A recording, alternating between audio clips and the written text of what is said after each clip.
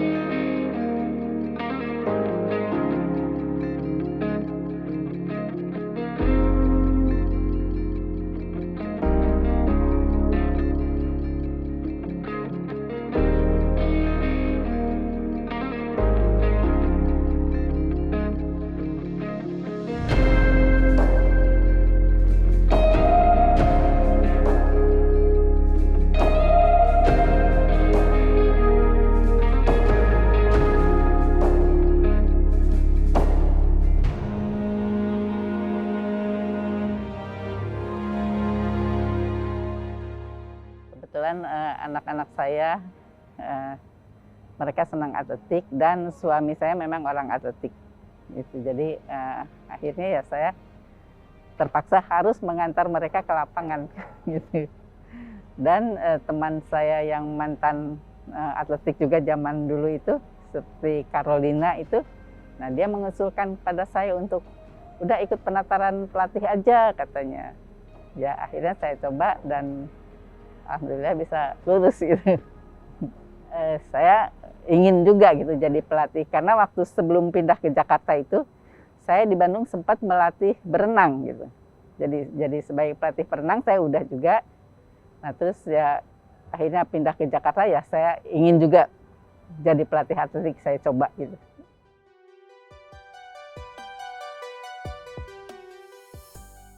Itu kan ada penataran yang kebetulan di situ ya tentu pelatih-pelatih atletik ya zaman dulu, dan yang ininya juga sebagai penyelenggara itu adalah Bapak MF Siregar, dan dia adalah orang PRSI juga waktu itu.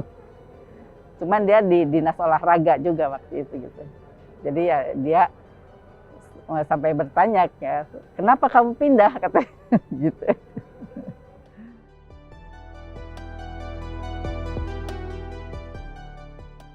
Ya dia sempat dia ngobrol juga pada saat itu ya, dan dia bilang juga kalau memang lu mau jadi pelatih atletik ya udah yang benar, asal yang bagus, karena jangan asal-asalan saja. Itu yang beliau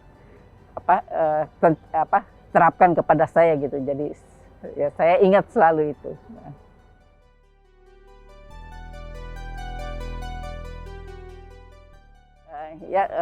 Sejak pada saat itu ya, kebetulan Pak Bob Hasan juga dia mengadakan sekolah atletik gitu.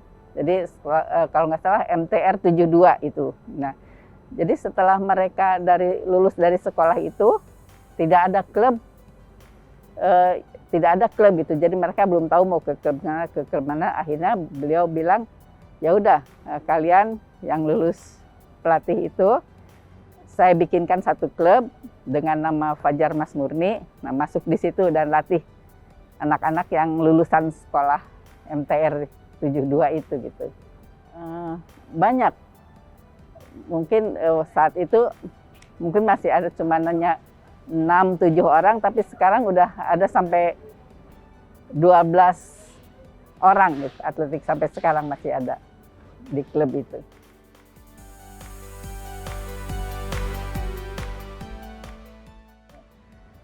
Jadi setelah saya di klub itu, dan mungkin dari klub-klub itu juga ada hasilnya terutama untuk DKI dulu ya, Pelatda, dan saya sebelum ke Pelatnas saya melatih di Pelatda dulu untuk PON 2004 gitu.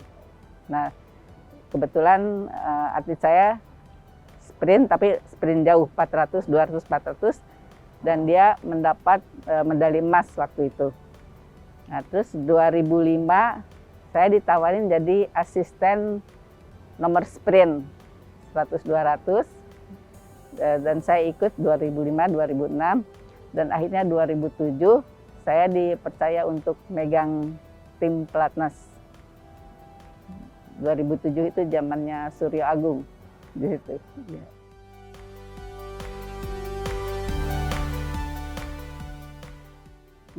Saya sebetulnya waktu pertama kali di 2007 dulu ya ditawarin, Anda coba tolong pegang sprinter ini, Bang Surya Adang, untuk nomor estafet gitu ya. Wah, itu rasanya gimana ya?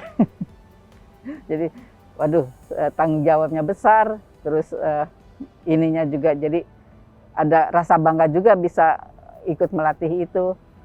Nah, terus akhirnya ya udah saya terima, dan saya tetap sambil melatih ya sambil belajar juga dari pelatih-pelatih yang sebelumnya. Dan alhamdulillah berhasil. Nah, terus untuk yang 2009 ya kita teruskan juga, dan banyak belajar juga saya sih dari situ. Selalu lihat dari cuplikan-cuplikan yang biasanya dari pelatih-pelatih Amerika, Jepang gitu. Jadi saya belajarlah dari luar juga selain di sini gitu.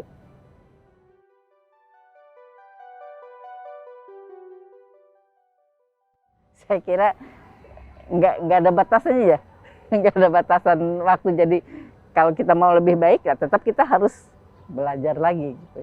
Saya kira begitu.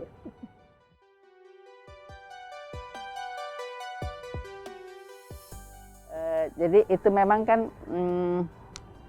di dalam ilmu kepelatihan juga, kita itu bukan hanya pelatih saja, tapi kita itu juga kita bisa jadi orang tua, bisa jadi teman, bisa jadi guru, juga bisa jadi psikolog juga gitu ya. Nah, itu tentu aja saya juga selalu tentang psikologi itu tetap belajar juga gitu. Jadi nanya-nanya sama psikolog-psikolog yang pegang tim gitu. Jadi selalu bekerja sama lah dengan mereka gitu. Jadi bagaimana caranya kalau atletnya begini, bagaimana caranya kalau atletnya begitu. Jadi ya memang kita harus menangani mereka tuh berbeda gitu. Itu jadi belajarlah semuanya.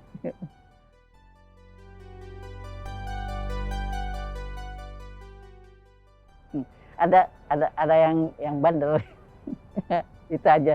Jadi memang kadang-kadang ada seseorang yang dikasih tahu bagaimanapun, tapi tetap dia sepertinya saya maunya gini, saya mau gini. Itu aja yang harus kita bisa, bagaimana caranya supaya bisa tetap ini. Terutama kan saya tim estafet kan, dari 5 atau 4 orang itu bagaimana cara menyatukannya, itu aja yang paling harus bisa dipelajari gitu.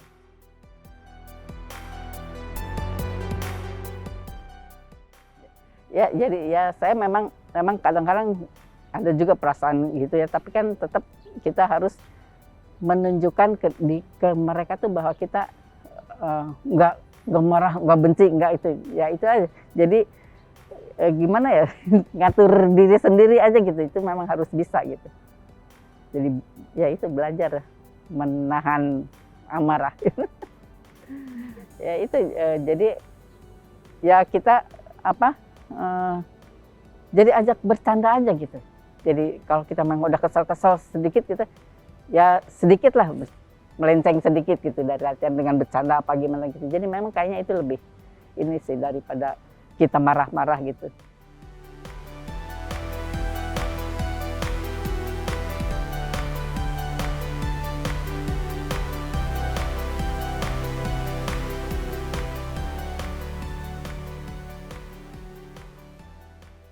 Tentunya kita cari mereka itu dari dari lomba-lomba, dari hasil lomba-lomba, terus kita panggil. Nah, kita lihat mereka sudah punya kepintaran apa, misalnya frekuensi bagus, teknik lari bagus, atau mana yang kurang. Nah itu yang kurang-kurangnya itu kita latih di sini gitu.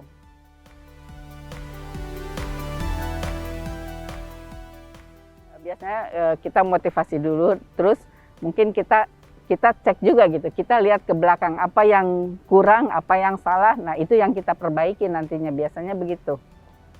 Jadi supaya mereka juga tidak terus down gitu.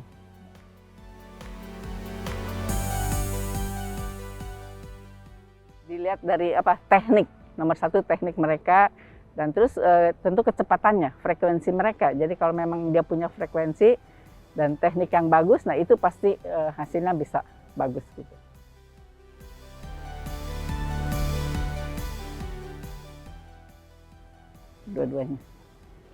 Dua-duanya.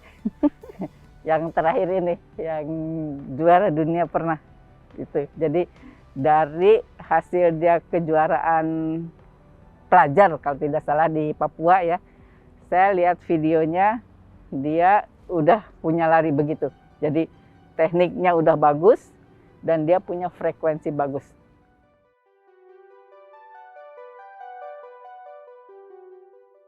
Ya itu tentu saja kalau kita mau bersaing dengan negara-negara yang orangnya tinggi-tinggi, tentu itu juga harus sih. Tapi Jepang, Cina juga nggak terlalu tinggi dan mereka bisa bersaing juga dengan Amerika.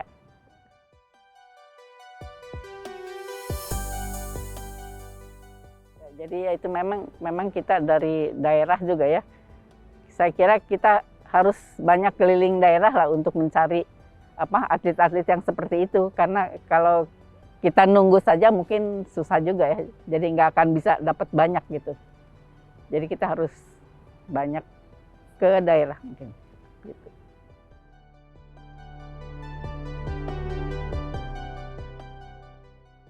Yang kemarin itu yang NTB dan Papua. Papua juga sebetulnya bagus. Itu. Saya kira itu mereka bisa begitu karena dari awalnya, dari dasarnya ya. Jadi mereka suka jalan jauh, mereka suka lari-lari di pasir, suka lari-lari naik bukit, itu yang membuat mereka jadi begitu gitu. Jadi kayak tergantung dari daerahnya ya.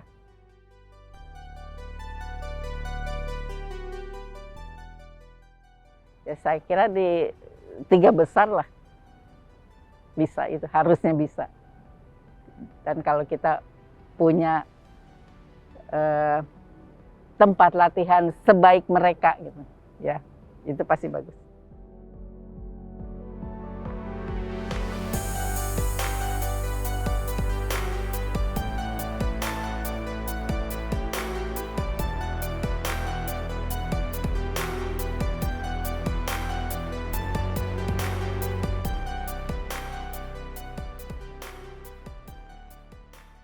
Tentunya ya pesan saya supaya kalau mereka jadi pelatih itu harus sabar, harus ikhlas, dan tetap memperhatikan teknik yang bagus gitu. Untuk semua nomor cabang atletik ya, itu pasti. Ya.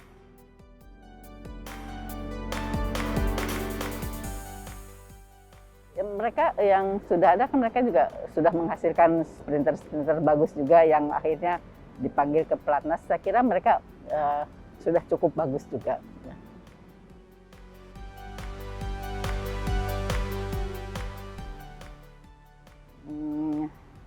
Saya kira saya memang dari awal niat melatih itu untuk supaya atlet itu bisa seperti saya dulu, gitu, bisa membawa nama Indonesia, bisa mengibarkan bendera merah putih. Itu jadi sekarang mereka berhasil juga sampai ke situ ya, itu yang sangat membanggakan gitu.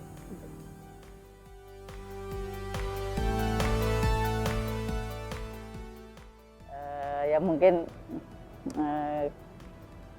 kemarin ya waktu kita ke SEA Games 2019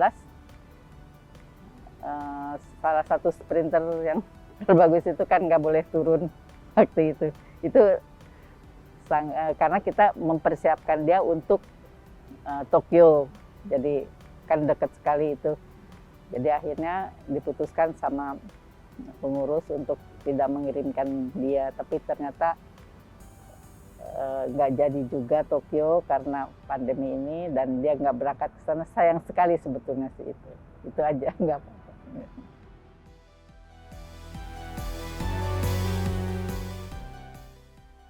Saya kira itu saya sih sebetulnya tidak menargetkan itu juga ya. Itu target saya hanya ingin membantu sebanyak mungkin anak-anak itu bisa berprestasi baik aja, itu target saya.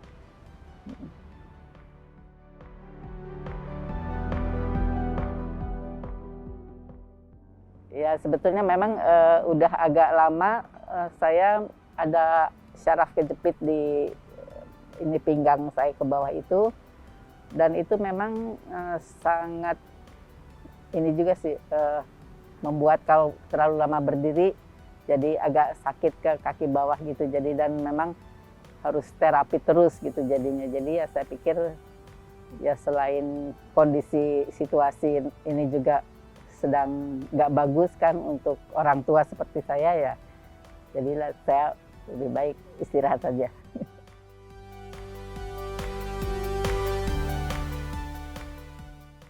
Ya saya tetap selalu kalau ada yang tanya, terutama biasanya dari daerah suka ada yang WA ke saya gitu, saya tetap melayani mereka. Dan ini di sini di Jakarta juga saya tetap kembali ke klub saya yang lama itu, jadi membantu yang remaja-remaja itu, sama membantu pelatih yang muda-muda juga gitu. Itu aja. Ada umur di bawah 20 dan di bawah 18, itu kategorinya ada.